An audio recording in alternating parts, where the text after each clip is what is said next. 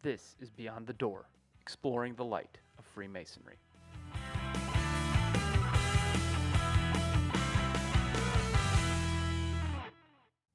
Hello, and welcome to a special episode of Beyond the Door, exploring the light of Freemasonry. I am Chris Crume, and I'm joined once again by my co-host, Matt Salyer. How's everybody doing? We are really excited to bring this bonus episode to you here in October because we came back from the Grand Lodge annual communication that happened this past weekend, and we just wanted to lay down some of our thoughts and really see what kind of discussion we could generate about everything that occurred. It was an interesting experience. It really was. I mean, I don't know how your morning started, but I started by consuming enough caffeine that I could see hummingbirds in slow motion. Yeah, no, I'm pretty much with you. When you've got to get up at 4 o'clock in the morning to make that 2.5 hour drive, yeah, you're going to drink enough coffee to probably kill a racehorse. Yeah, cardiac arrest for sure. Pretty much. So yeah, we wanted to talk a little bit about that and just kind of delve in with our thoughts and feelings on all the happenings of Grand Lodge. For me, one of the coolest aspects of going to Grand Lodge is you really get to see American democracy in its purest form. Whether you're, voting on legislation or you're talking about due process, we really got to see both of those in action in their purest form.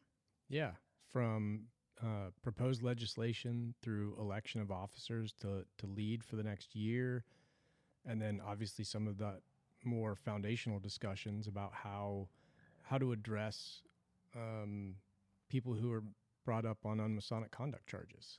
Absolutely. And looking at the whole process of that, how it went from, the trial, the charges to the trial to, potentially being reinstated, and how that process works, and seeing that in, again, really democracy in its purest form, where, the brethren are voting with their consciences. They're voting with the knowledge and the facts of each of those cases. Well, and they're encouraged to stand up and speak, right? Like, Yeah. Are you for or against this certain proposal, whatever it may be? I love that because you get to hear diverse opinions. You get to hear some funny readings that maybe aren't there. Yeah. Which, as you and I discussed in the moment, they're opinions. They're those of the speaker, and they're not necessarily correct, right? Some of those people might have been working off of erroneous assumptions or bad readings, which they're allowed to do, of course. But everybody in that room is then allowed to take that and do with it what they will. It can move their opinion or it cannot, and then they're entitled to their vote all the same. And, we talk about the voting, and you alluded to the election of, the officers for the next year. And what I really love about the Grand Lodge process is there's no campaigning. There's no electioneering. It's really based upon the character of the person and the merit of the man.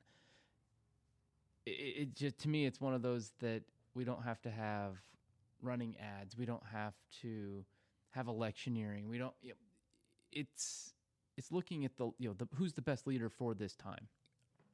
I think the electioneering is interesting, right? Because generally speaking, and I am an outsider looking in, right? This is one man's opinion. These are my perceptions. Nobody's ever explained this to me. But as an outsider looking in, it seems that there are a pool of candidates that are based on merit and them putting themselves out there and doing the work of Masonry, kind of invited into the Grand Line by appointment, right? Yeah. And if they continue to show their mettle, they work their way up. And there's some scalability there, right? Because if somebody took me and just made me the Graham Pumbaa of Masons in Ohio, it's going to be a wreck. I mean, it really is. I think I'm capable of decision making, but between organization and getting all of the various districts set up with inspections, and it just, there's so much to it. I feel like often describe like a rubber band, right? You don't Yeah. grow in your comfort zone, but if you stretch anything too far too fast, it's going to break. Exactly. Well, and that's why I think it's important to see, you know, going from, leading a lodge to maybe leading a district to then the Grand Line, and how that process, there's not electioneering, but we're preparing people for Yes. that next step, and seeing that manifest in, how that line works. It's not just throwing somebody to the wolves. It's about creating an environment where you have the most success and you have the most historical knowledge, but also the best ideas for the future as well. I certainly hope that's true, right? And I would think that a lot of that is done through mentorship at that level, right? You get invited in, like you said, you lead a lodge, maybe you lead a district, you get invited in, and then your plate is slowly filled thereafter. Yeah. Right. So that it's not too much all at once. You shake hands, kiss babies, make the rounds, do the banquets, get to know people, understand who the movers are. That way you can actually effectuate things from within the organization in an efficient way. Yeah.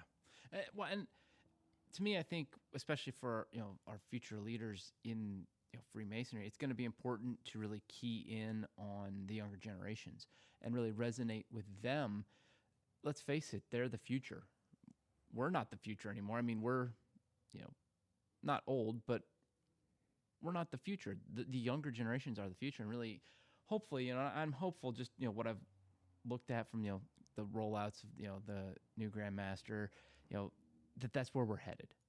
Agreed. And credit where it's due, our outgoing Right Worshipful Master and his inclusion of entered apprentices and their ability to wear some symbolism and jewelry of the craft, funeral rites and things of that nature, I think is a step in the right direction. I think if somebody commits to this process and becomes a brother of this lodge, I would like to, God forbid anything should happen to them, I would like to be able to send them off appropriately, given that commitment. Absolutely, because we never know when our number is going to be called. I mean, that's definitely not up to us. And if you have an entered apprentice that God forbid something horrible happens, once they're a brother, they're a brother for life. It's not like that just goes away. So seeing that kind of progressive thought process is really encouraging, and I think it's only going to get better. I agree. And with that in mind and the benefits of technology, I actually liked the conversation around background checks. Yes, absolutely. I think background checks are crucial to, really any volunteer organization. You have to be doing background checks. I mean, you go get a job, they do a background check. You go do just about anything nowadays, you get a background check. Before we go too far down this road, what Chris and I are discussing is the concept of lodges doing background checks on potential members, right? Yeah. Because we have a code of conduct here, and if you have been convicted a felon, you cannot be a Mason. We want to know the character of the man before we let them in the organization. So felonies, domestic violence, these things are not acceptable, right? And if they happen while a man is a member of a lodge, in addition to the criminal proceedings that they might see as a result of those actions, they're also brought up on unmasonic conduct charges within the lodge and the Grand Lodge so that they can be removed so as to not taint the organization, right? So what was discussed was the possibility of background checks before we would accept a petition to join a lodge. Yeah, absolutely. And, number one, it creates a lot less work on the back end for us. We know the quality of person that we're bringing in, right? So we can catch that beforehand. Now, that's not to say that something can't happen after, but your odds are a lot greater that you're going to have great people joining your organization if you're doing that background check. But what I also think is very unique and very interesting about that particular topic that came up is, depending on how you're coming into Freemasonry, you may or may not already be getting background checked. So it was really trying to close a loophole that kind of exists. where it really kind of protects us, and it protects the Grand Lodge, and it protects, the members of the organization. So I'm 100% for it. What I really think needs to happen, though, is each lodge should be deciding what's the best method or what's the best background check for us. And that's kind of where I maybe disagreed a little bit with just going through one central system. I understand one central system where, yes, it's 100% exactly the same time. So maybe it's where you've got 3 or 4 different options. I worry about the cost of that. Who covers that cost? Right now, it was talking about, the prospect, bearing that burden. And we're already charging enough. I don't know if that's something that would turn somebody off when they're like, another fee that I have to, put in for this application. Yeah, I do.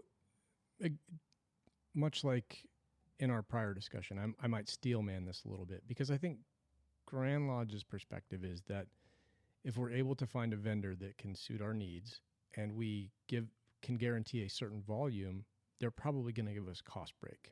Absolutely. Now, unfortunately, some of the anecdotal experiences that were shared by some of our brethren there were not what they couldn't recommend that service, we'll say. Yeah, it was just taking too long. And right. When it takes too long, that's when you lose that prospect, because they're like, it's been 3 months since I've heard anything. Right. I'm going to move on to something different. Meanwhile, if anybody's into firearms, you can have a national instant criminal background check in a matter of 30 seconds after filling out a single form, right? It's just one of those things where you might pay a little bit more, but get results a little bit faster. And for me, I would rather see a set of criteria for the lodges that they must meet. Like, it has to be multi-jurisdictional. People are mobile. Yes. I can go on the local docket here and find out if somebody's had a felony in this county. Yeah. I can go to probably for Ohio, but if somebody's lived in 3 states in the last 5 years, it's going to be difficult to do that kind of thing without the ability to collate data the way these companies can. Yeah. Well, and yes, and I'm a firm believer we need to use the technology that we have to make this happen. We can't just rely on, I know Bob, I've known him for 50 years, he's a great guy anymore. Yes, Bob might be a great guy, but there might be something about Bob that we don't know. That system worked when people were born, grew up, and died within 25 miles of the place of their birth. Yes. That is not happening now. Yeah, it's not. I mean, we are a much more mobile society. I myself am a product of Indiana. So, I moved, a couple 100 miles, to Newark, Ohio. And, that's not, the greatest distance, but there's people that move from all over, all parts of the country, all parts of the world.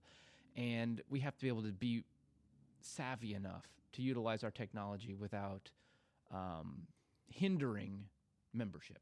Yes, and I think you and I talked about this at length, right? Like, we agree with being discriminate when it comes to a man's moral character on entry. Yes. It was the execution here that kind of left something to be desired. Yeah, I think that's really what it was. And I think that's where a lot of folks had a problem. It's not that people had a problem with a background check for the most part. It was more that people were worried about the execution of that. They just didn't see that the execution was there. But again, to me, that's part of the democracy of all this, is that everybody got to voice their opinion on that, right? And everybody got to have a vote and a say on that. Looking at, democracy in its purest form, and like we talked about with the elections, we talked about with all the voting on these pieces of legislation, the due process part, I think, was something that was very interesting to me with Grand Lodge as well. Whether it was, seeing these different, cases come up with, unmasonic conduct charges and whatnot, we really got to see what I feel is something that our forefathers, and the founders of our country used when they wrote, the Declaration of Independence, the Constitution, and we really got to see that in its purest form.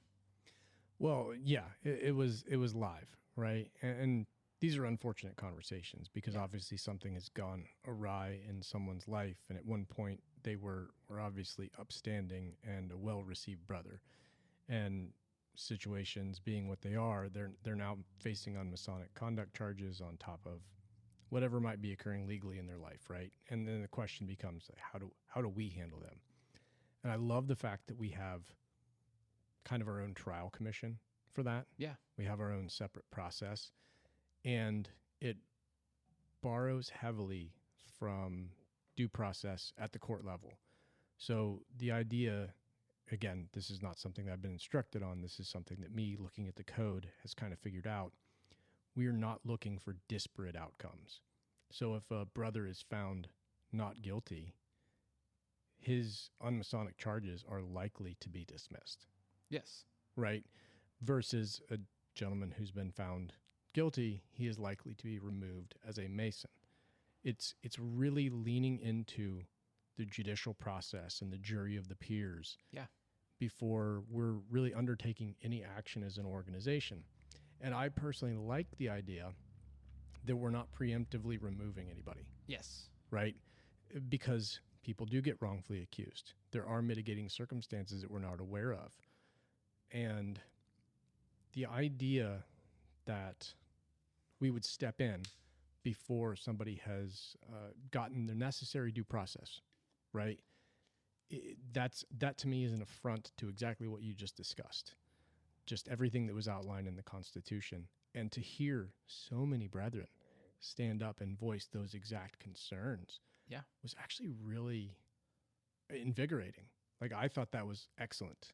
It was good to be in a room full of like-minded people that realize that good intentions don't always achieve good results. Innocent until proven guilty. Exactly. Innocent until proven guilty is something that's a cornerstone of our society, and it was really nice to see that in action. Well, and that judicial process, right? It's going to take care of most of the problems with a brother potentially reputationally harming their lodge. Yeah. Because if they're being charged with something violent, they're probably being held, right? Absolutely. They're probably not being released on bond, so they're not likely to be attending lodge meetings. They're not likely to be acting, with maybe fiscal powers at the lodge and doing something nefarious. Whereas if something is maybe not so violent, they might be released on their own recognizance, right? 100%. And they can continue to earn their time at the lodge until the judicial process does what it does. Yeah, until it works its way through the system. Until there's a final result. Yeah, and I think what's interesting too is there are processes for appealing that or looking for reinstatement. That's exactly right. And what I love is that there is that opportunity. There's the opportunity for that. We can say that maybe they've done their time and they've paid for their the consequences of their actions. Maybe there is an opportunity to give that second chance. I'm not saying that there's always going to be that, but sometimes there is. Well, and we heard exactly that. We got to hear appeals for that. Yeah. And good men said some very eloquent things about people who had done exactly what you're talking about. Yeah. They had been found guilty of a crime. They had been indefinitely suspended as a Mason, and they were looking for reinstatement. And there were people who stood up on their behalf and made, honestly, really well thought out pleas that talked about their current conduct, the things they had done for recompense, repenting before God. Yeah. All of those things. And it was to hear, people talk about forgiveness too. It was moving. Yes. It was moving. And I think something else that struck me too is while we might not always agree with something, we can also agree to disagree. And seeing that in action, with one of the cases that was before, the Grand Lodge, there were brethren that said, I don't necessarily agree with the outcome, but I respect the decision. And that, to me, again, we're lacking that in our world right now. Respect the process, right? Yes. Because it's when you start to get deviations from protocols that people feel like they're being railroaded. Yeah. Right? If somebody has an opportunity to lay out their case and present evidence and call necessary witnesses. And there's that sigh of relief at the end. It's all out there. It's all out there. And Yes. now it's in somebody else's hands to decide, what is appropriate. Mm-hmm. But it's all out there. You've told your story. And you know that it's out, that it's been done correctly and that it's been heard. Yes, absolutely. As we switch gears a little bit, looking at the health of an organization, I think is really important. I've said this in other episodes, and something that my dad told me that I think is really important. When he started his journey, he said, if you want to know the health of an organization, you go to the meetings, right? And being at Grand Lodge, we were able to do that. We were able to be at the meeting. We were able to, process where Grand Lodge is at. Where is the organization at? And I think that was really important as we started to look at some of the fiscal responsibilities. And, we look at how much we spend for being here at Sandusky, Ohio, and what that costs at the Kalahari Resorts.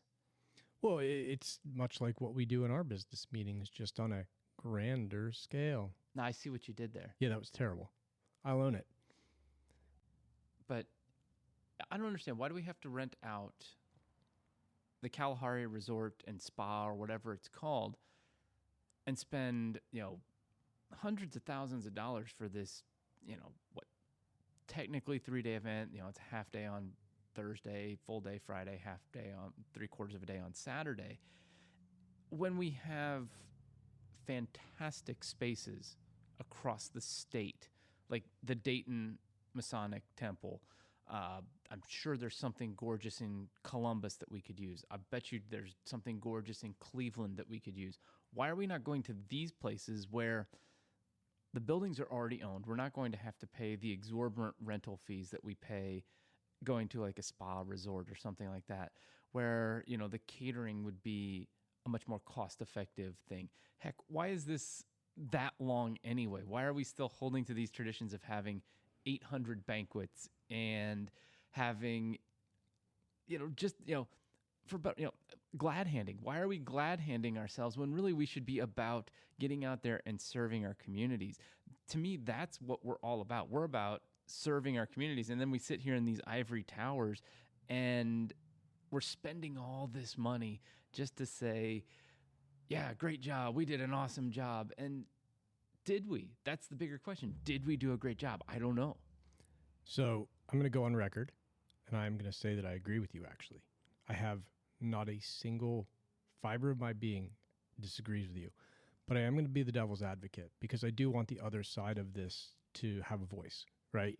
So I'm going to try and steel man their argument to the best that I'm able, right? Looking at the pros of a place like Kalahari. Yeah. Okay. So one, the fact that it is a 3-day event, I think they wanted a place where families could comfortably stay. Right. And that's fair. It encourages participation when a man doesn't have to leave his wife and kids to go to this thing and be there for multiple days at a time. The kids have a place to go. They have some fun. They can kind of pamper themselves. It can be a little mini vacation in the beginning of the fourth quarter when the weather's starting to go south, right? Yeah. And they need a location for that. And Kalahari is actually a pretty good place. I mean, it's not I agree terribly with that. cost effective, but it's but if you're treating it kind of like a vacation, it's not bad. On top of that, the city of Sandusky has really deep Masonic roots, and I think that it's somewhat symbolic that they picked a Sandusky location, right? Yeah. Well, and I love that. But it's not Masonic. It's you know what I mean? We could have rooms maybe at the Kalahari, but we don't have to be at the Kalahari. When we were at Dayton last year, I preferred that. It was amazing to be in a Masonic building surrounded by Masons. That's what it's about. I don't disagree with you.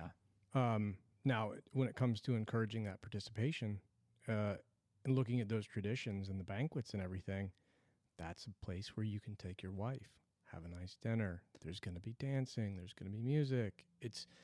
These are opportunities for spouses to get involved, meet the men that you are spending time with when you're putting on your Masonic hat, right? The figurative Masonic hat. They're getting to know the other spouses, maybe deepening roots, right? That's extending fellowship. And again, I'm steel manning this because Yeah. I agree with you. I do. Yeah, no, But- and I appreciate that. And I would here's my counter on that too is, we talk about this being basically a 3-day event, right? Why does it have to be a 3-day event? Why can't it be a 1-day event? Maybe you come in the night before, maybe you start a little bit earlier, maybe you go a little bit later into the day. Why does it have to be a 3-day event? Again, I'm agreeing with you. And what I don't like about how it's set up is that it feels like they stretch it to fill space, Yes. right? So this year there were 4 pieces of legislation that needed to be heard. Yeah. And that we needed to hear arguments for and against. That's what this communication is for, amongst other things. 4 pieces of legislation with 3 arguments for, 3 arguments against, maximum of 2 minutes per speaker is not an 8-hour event. No. And It is not. it took a lot longer than it really should have. I mean, we were sitting there going, when are we actually going to vote on Yes. anything? And that's what I mean. So of the many times that I've been here, no matter how much legislation there is, it always feels like we fit to the time that we've allotted to it. Yeah. As opposed to kind of getting down to brass tacks and getting it done. It's a giant business meeting. Let's call it what it is. It's a giant business meeting. We're talking about the year in review and then looking towards the business that we need to get to for the next year. The election of the officers, the reading of the legislation that we need to pass. It's a business meeting for a large scale organization, but it feels like there's a lot of filler. Yeah. And it's crazy to me that if you think about it, the districts haven't changed. The number of retiring deputies is probably the same, right? The number of deputies per district is likely the same, et cetera, et cetera, et cetera. So why, when we have 9 pieces of legislation, does it take the same amount of time as when we have 4 pieces of legislation? Yeah. I mean, I agree with that 100%. And to me, again, we look at, the future of this, fraternity, of the organization itself. And, you can't help but talk about, some of the financial struggles with that and what that looks like. So how do you be wise with your money? You find ways where you can cut some of those small pieces out of it to make it more efficient, to make it more cost effective. Again, instead of having it at Kalahari, let's have it in our buildings. Let's have it in those beautiful, amazing facilities that we already have. And you're going to start cutting your expenses exponentially already. I mean, somebody that's done events and large scale events for a very long time, I can see where the excess can be trimmed. Well, not only that, look, there might be an impression at the Grand Line level that we don't want to favor maybe some of these larger lodges that can accommodate this thing. But in my mind, it is 2025. I mean, and not only that, but Q4 2025. Yeah. There is the opportunity to leverage technology. Absolutely. I'm not saying that this should be like an open meeting invite, because obviously this is a private organization, borrowing from Right Worshipful Brother King's words, right? It's a private organization. Private organization, yeah. But what's stopping us from having some type of password-enabled meeting, digital meeting, with vote taking that is simulcast to, every lodge. Absolutely. If we're so inclined. There's nothing stopping us from going up one floor and over a room. Opening in Master Mason and making it a tiled lodge and doing it that way. Exactly. On the projector, right? Well, and it would also ease the burden for those brethren that maybe they can't travel that far. Maybe it's just not, maybe it's a physical limitation, maybe it's a job limitation, maybe it's something like that. We talk about carrying proxies all the time. We might not have to carry the proxies as much anymore. We heard a story about a brother 72 hours ago who put his lodge in jeopardy of not having representation there because of a flat tire. Yeah. It's completely beyond the man's, his control. Yeah, you can't plan for that. I mean, you can always plan for everything, but you shouldn't have to get up at 3:00 in the morning. Yeah. to get there. Yeah, I mean, I had to get up at 4 o'clock in the morning so that I could be Same. up to Sandusky, Ohio by 8 o'clock. And if you had had a flat tire, I wouldn't have made it. we would have been late. Yeah. We'd have been late to registration. We would have been late picking up our clickers for Brian voting. King would have been calling us. And, That's right. That's where right. are you guys? You know, Due to, candidly, no fault of our own. Yeah. We did everything right. The alarm was set. The clothes were laid out. absolutely. Murphy's Law kicked in. Yeah, and again, I think I look at it. We've talked a lot here at Newark 97 about how do we continue to honor the traditions but move into the future. And technology is one way that we can do that. Again, that's what the younger generation resonates with. I don't know that they necessarily resonate with going and being in a room with 1,500 other guys like that. It's just not their their nature necessarily. For us introverts, boy, it's definitely not in our nature to do that. But it's leveraging where we're at. I mean, we're not doing things the same way as they did in 1717 at the Grand Lodge of England when that was established, right? Well, and for me, it's a trust factor too. Yeah. Right. We have our inspection year over year. We have our books examined. Right. They make sure that we're doing a good job with ritual. Either everything is above board, and we should be trusted with who we grant entry to the communication on that day, Absolutely. or we shouldn't. Absolutely. And I think you're right. It doesn't take away from having the in-person part of it. You get more participation by having it, be able to be simulcast in a lodge room itself, in a tiled lodge. And, Well, and I brought that up not because I want to do away with the idea of in-person at all. It's a blended learning. That, and like I said, if there were some perception at the Grand Line level that there would be some favoritisms to some of these larger lodge rooms, right, where we're going year after year after year, we can get rid of that perception by hosting it in smaller venues, and then doing the simulcast. Well, and again, I think it also allows for, it's more cost effective. Oh, it's infinitely more cost effective. Because you're not going to have as many people necessarily attending in person. You might get more participation, by having people attending at their local lodge level. Not as much, in person, so you can reduce those costs. You can be more, more efficient with your money, and then we can really be doing the good work for our communities that really we're charged with doing, is building up our communities. Bump those charitable numbers up. Bump them to the moon. And by cutting those costs at Grand Lodge, we can definitely do that. Absolutely. Well, that's, the first step. The first step in balancing a budget is having some accountability with respect to what it is that's going out the door and making priorities, right? And I would hope that, our priorities are with those charitable organizations to be the change we want to see. Yes. If I can borrow from somebody far smarter than me. Yeah, no, that's 100% right. We need to be the change that we want to see in our communities.